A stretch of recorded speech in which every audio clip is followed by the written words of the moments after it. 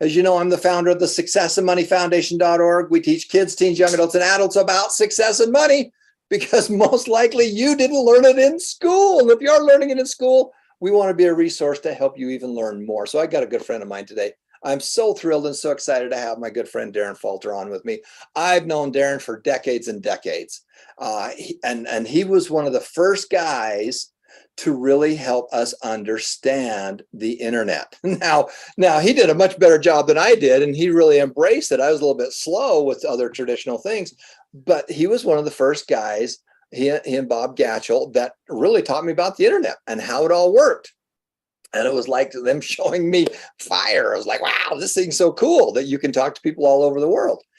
And that's the beauty of what we have, is the ability to be able to teach and help other people all over the world by simply doing this online. So he's famous for all the different things that he's done. He's an incredible businessman. He is one of the co-founders of Yoli, which is a network marketing company that has great products, and it teaches people about success and money. That's what I love.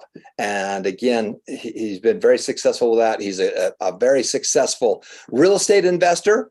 He's done some amazing things with real estate, as well as Airbnb and glamping, which is being able to go out into the wilds and be able to have a great experience with your family. But one of the things that's very dear to my heart, and one of the things that he's so wonderful about, is to help teach people about Boss Kids. Now, what's Boss Kids? Boss Kids is how you can start training and teaching your posterity, because you got a Ferrari. One day your kid's going to inherit the Ferrari. I got a Ferrari in the garage. And how did I teach my kids how to drive? Well, I just taught my daughter how to drive, and we drove 1,500 miles together before she got her license. Now, did I give her the keys to the Ferrari? Did we start with the Ferrari? No, we started with another car that was very easy to be able to drive. So I'm so excited about Daren being here. And Daren, I'm going to turn it over to you to take it away and start talking about Boss Kids. Thanks for being with us. Well, I just want to let you know that Tom has never let me drive his Ferrari. He let me sit in it one time, and that cured me from ever wanting to drive it, actually, because I don't think I fit very well. But I have driven the Acura. Yep. Yeah, we went to Provo Canyon. That was pretty speedy. Well, you've got an open invitation anytime you want. You're welcome to take it. But All right. If it breaks down while you're driving it, you have to fix it. You own it. I love that. Well, thank you, Tom. It's always a pleasure to be here. I just want to let everybody know that Tom has been one of my great mentors, financial mentors over the years, and I have followed his real estate advice, him and Robert Allen's real estate advice, and it's made me a lot of money. I wasn't even into real estate when I started earning back in, it was the early 90s is when I started my direct sales career, network marketing. And I wasn't investing in real estate at the time. And those are the guys that got me investing in real estate. I took the income that I did make, and I took a portion of that and I invested in real estate. And to date, I've probably bought and sold, a couple dozen properties. I have Airbnbs now. And as Tom mentioned, I'm getting into the glamping industry, which is kind of like Airbnb as well, but it's like fancy camping. You go into a tent with a king size beds, pretty nice. But and he sees the ice picks back there. I see we have a mountaineer with us. I've been dying to see your presentation. Yes, I definitely do a lot of mountaineering as well. We'll have to get together and chat about that one. I did a crazy thing when I was young, in my 20s. I quit school. I walked away from college, and it's not something that I would advise anybody to do. It's not something I tell my kids to do. I want my kids to get a good education, as much education as possible. But at the time, it seemed like the right thing to do for me. I felt like I was just not getting anywhere with the classes. I wasn't passionate about what I was learning. And I discovered a business opportunity. And I went to a presentation and I was hooked. I was so excited about this presentation that I couldn't sleep. I couldn't eat. I had to learn everything I could about this new industry, this new home-based business idea. And I got involved with it in a big way, to the point where I actually quit school, moved home so I could so I lived rent-free for a little while. And I failed at that distributorship. I failed at my first home business. But then by the time I was failing, I was so excited about my second opportunity that I didn't worry about the first failure. I was right on to my second. I was so excited about that. And then I failed at that because I was so interested in looking at my third opportunity, failed at that, went to my fourth and my fifth and my sixth. And my sixth was a massive failure. Very discouraging. I finally started to realize after a couple of years of doing this that maybe I won't be able to make this work. Maybe this isn't going to work for me. Maybe I'm just one of these special people that I saw people younger than me having success, people in their teens and early 20s. I saw people that were elderly having success. I saw people that had less experience, who weren't as good at speaking, who weren't as good at giving presentations, having success, but I wasn't having success. And so finally I decided, you know what? I need to do something here. Turn this around. And so I stopped everything. I started working a job, just a job to make money for my family. And I spent a year researching every home-based business opportunity available on the market. I sent letters out to hundreds and hundreds and hundreds of companies requesting information. I said, I want to be your top distributor. I want to be your top leader. I want to be your top business owner, franchise owner, independent business owner. I want to be the best entrepreneur that your company's ever seen. Send me all the information you can send me, because I'm trying to evaluate between a number of different companies. Well, when I say a number of different companies, there's actually over 200 companies I was looking at. And at the end of that year, I had looked at over 200 companies. I narrowed it down to 5 companies. And this is where I got involved with Tom Painter and Robert Allen. The company that I ended up choosing out of the 5 was the same company that they had chosen for direct sales. And that's when I got involved. And that was the first time I ever had a big success. I'd had some success in the past, but this is the first time I had a big, huge success in direct sales network marketing in my own home business. And for 3 or 4 years, I built that business up to a substantial income. I'd left my employment and I was working, first full-time income, then 6-figure income, and moving towards 7-figure income. And then the company started making some changes. And so I went into actually private consulting, training, and speaking for that industry of direct sales. And then in 2003, I did it again. I got involved with another direct sales company. I brought in my good partner, my friend, Robbie Fender, who's still a business partner to this day. 2003, we picked another direct sales company. We launched a business. Over the next 3 to 4 years, we made 3 times the income in a third of the time, because we knew what we were doing. We had better ambition. We had more money. We had more stability. We had experience. We had contacts. And we made a lot of money. We were top 20 distributors out of 1 million distributors in that company. And then about 2008, 2009, when the real estate market started crashing, that company started struggling. We decided to start our own company. And so during that real estate downturn in 2009, we grinded out for a couple of years, and we actually built a direct sales business. And to this day, now we're just turning 13 years old in November. And we have 60,000 distributors all throughout US, Canada, and the Philippines. We have a huge group in the Philippines, and half of our distributorship is Filipino Americans. But, a lot of people look at my success with that, and they look at what I'm doing with you, and they say, wow, you just seems like you're born with a silver spoon in your mouth, Daren. Seems like you had it, success all the time. Well, I'm an overnight success story. I'm a 30-year overnight success story. Took me 30 years of struggle to find it. But one of the benefits of having grown up, or having been exposing my children to this business as I was building it over the last 30, 40 years, is that my children, they never saw their dad working at a job. By the time they were old enough to even be aware of things, I was full-time as an independent distributor. I was always home. I just interviewed my daughter for the book that I'm writing called Boss Kids. And she said, the one thing I remember, Dad, is you were always there.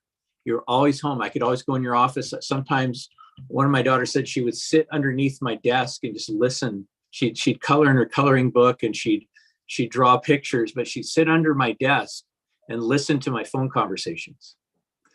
Another daughter said, you were always there to go to our school and to participate and to volunteer during the day. Other dads couldn't because they had a job, but I had a business where I could have the flexibility of going and working when I wanted to. And so I'd go in and volunteer, play guitar for the kids. I'd take them on field trips and stuff. And I was one of the few dads that ever got to do that.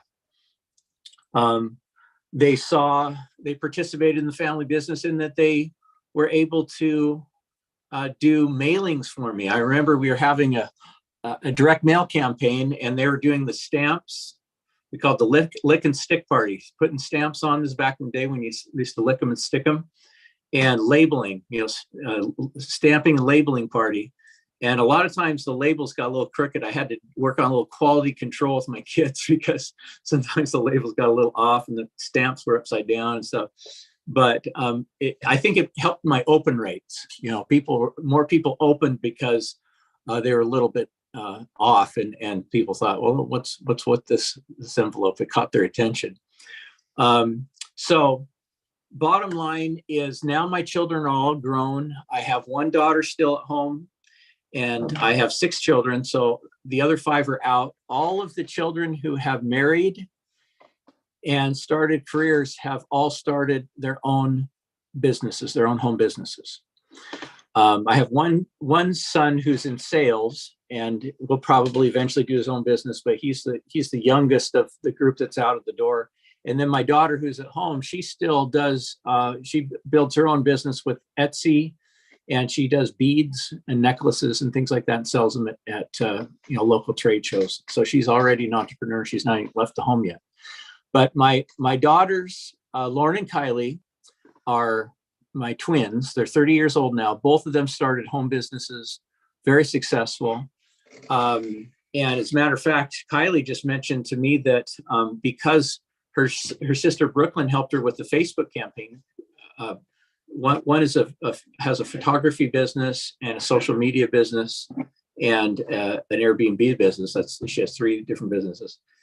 My other daughter, Brooklyn, actually does Facebook campaigns for all of my kids. She works with me and all the kids, but she just recently did a campaign for the photographer daughter, and it brought in, I think it was $20,000 in their first few days, $20,000 in revenue for their a sales course that she's marketing. So, they're doing very well, and I'm very proud of them, but I take no credit. I don't necessarily take any credit for the way my kids turned out. I wasn't always the perfect example of an entrepreneur. I wasn't always a perfect example of a father, for that matter. I made my mistakes.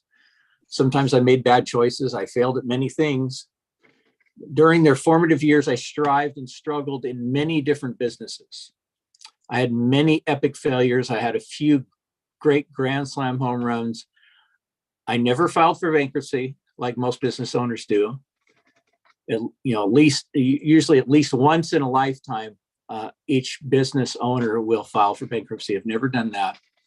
But I might have given my family a taste of what that might have felt like a few times because of the ups and downs. I tried to stay home-based as much as possible, always building a brand, always marketing, always selling.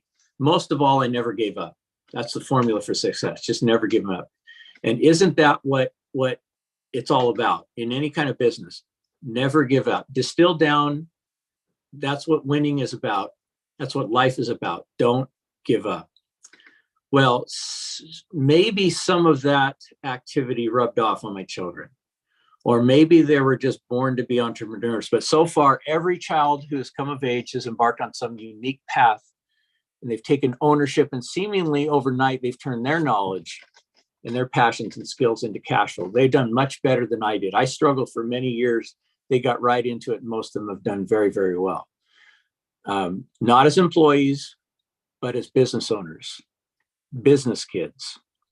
I call them boss kids. Nothing makes me more proud than to see my children succeeding on their own. Nothing's going to make you more proud than to see your children succeed on their own, or you as the child in your family making your parents proud of succeeding in your own business.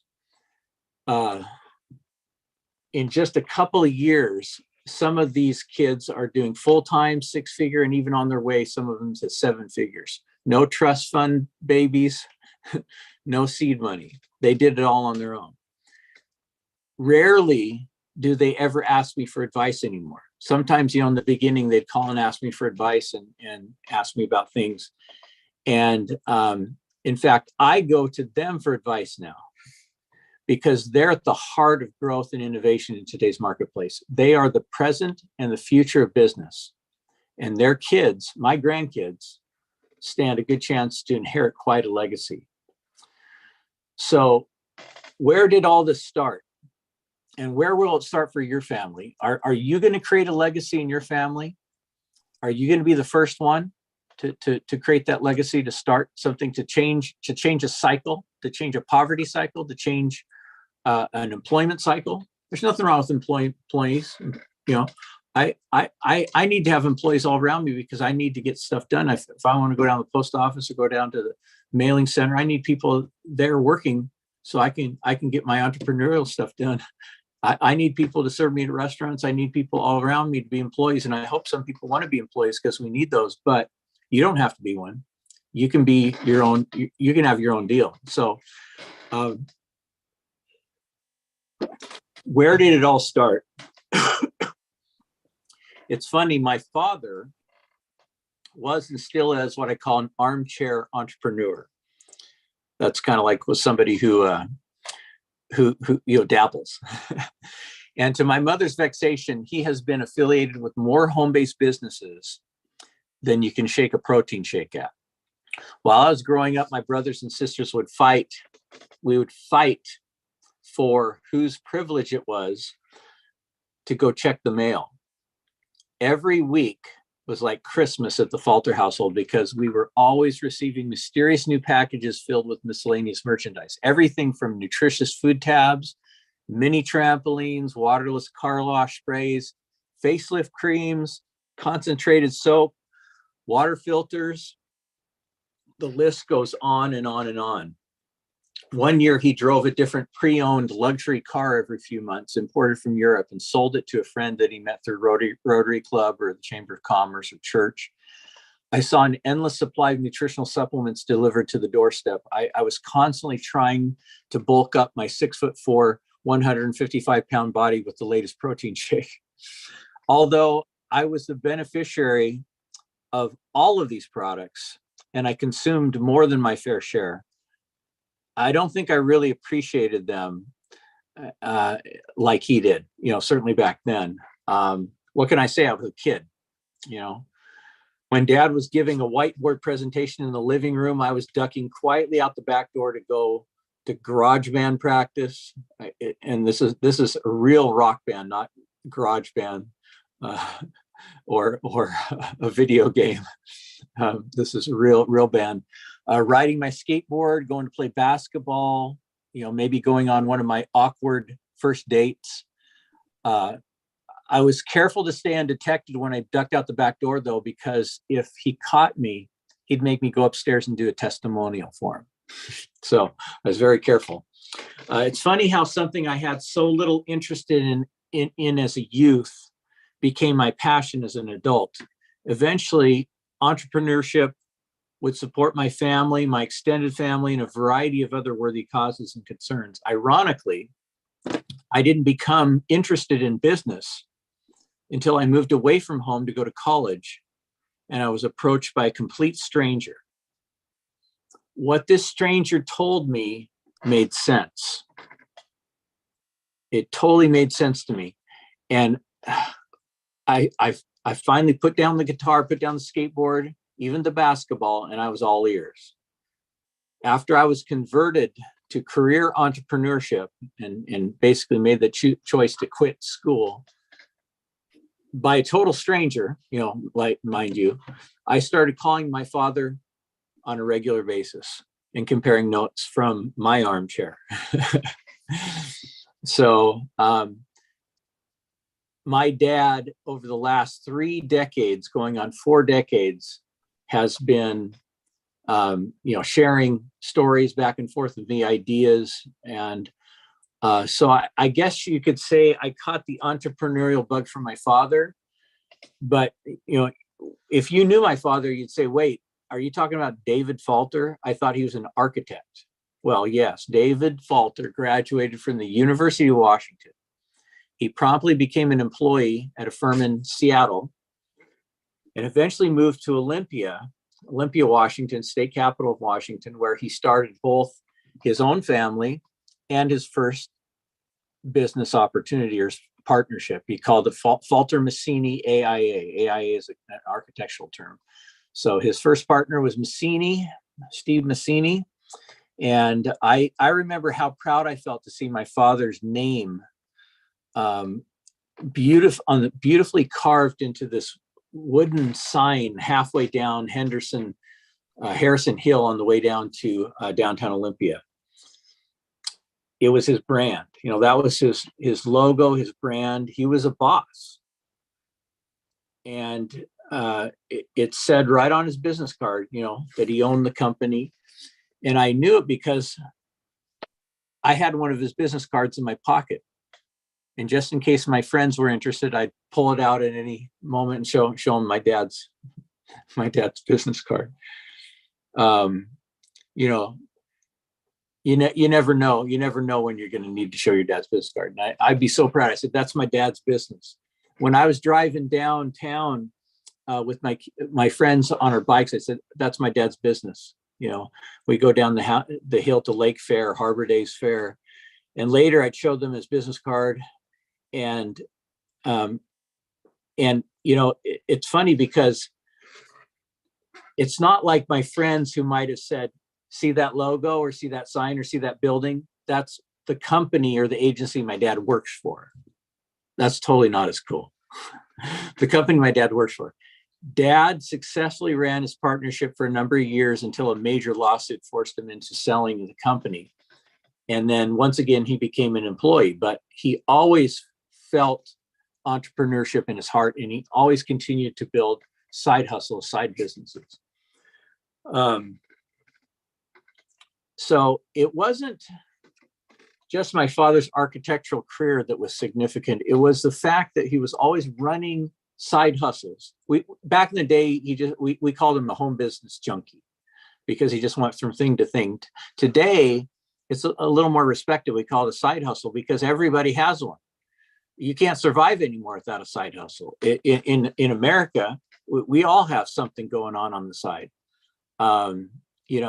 So my dad, I call him boss dad. We got boss kids, he's boss dad. I think that'll be the sequel book. And on dad's tombstone, I'm going to say, here lives David Everett Falter, the OG of Falter Inc., the original gangster of Falter Inc., because he was the one who started it all. Even if he didn't have a tremendous amount of success with the side hustles, he got me invested in that. And he did really well with his business for many years. Now, every organization deserves a good godfather like David Falter. He was a good mentor to me. And when Dad first started his architectural firm in Olympia in 1973, I was the tender age of 5 years old or so. And some of my earliest memories were riding with my dad down to his architectural office and sitting in a chair next to him. And he's drawing out buildings. He's an architect. And I'm drawing pictures. Usually I was drawing pictures like marine animals and stuff. I was obsessed with that kind of thing. For some reason, when I was 8 years old, I had this obsession with collecting business cards. And I went around my dad's office one day and I collected all the business cards of all of his employees and associates and partners. And then I thought, well, there's probably some more business cards next door. So I went next door to the dentist's office, collected more business cards, usually catch them on their lunch break where everybody's out and I can just sneak by and not be seen, collect business cards. And then I go to the office across the street, and I go up the street and I go to the mall, collect their business cards. And pretty soon I had like a shoebox full of these business cards. And for some reason, I thought the business cards were worth something, like they were some kind of currency. And I realized after a number of years that they really weren't worth anything. And so I kind of lost interest. I started getting interested in collecting. I had other, baseball cards and things like that, other boys do. But as soon as I went to college and I caught the entrepreneurial bug again, my freshman year of college, I started collecting business cards again. But this time, once I caught the entrepreneurial bug, these business cards weren't somebody else's, they were mine. And one of the things that you're going to find is if you're really serious about starting a business, one of the first things you need to do is print a business card, because that proves you're in business. Well, many times I printed business cards of businesses I never even started. I just had the idea and I thought, I'm going to do this. And I print the business card. By the time I printed the business card, the idea had lost its savor and I went on to something else. But if I had every business card I ever printed with the intention of going into business with that particular idea, I'd fill a shoebox. I wish I had one for everyone I printed. Now, out of the hundreds of ideas that I had over the last 40 years, there's a few that have been doozies. But when I go back and look at how many businesses I actually started with assertion, where I really asserted myself and gave it a good try for at least 6 to 12 months, I would say I have a 1 in 4 failure rate. It's kind of the same rate I have in summiting large mountains. I have Parkinson's disease. I have one lung that works. And so I have a lot of strikes against me as a mountaineer. I'm probably the world's worst mountaineer, but I still go up the mountain. I love doing it. I love climbing Mount Rainier. I love climbing Mount Baker and Mount Adams and Mount St. Helens, all the mountains in the Pacific Northwest. And when I go up Rainier, I usually summit all those other mountains, but Rainier's a tough one for me because of my Parkinson's. I sometimes have attacks halfway up and I don't get up all the way, or, weather window, or, there's other reasons you can't summit sometimes. Sometimes the whole party gets to turn around.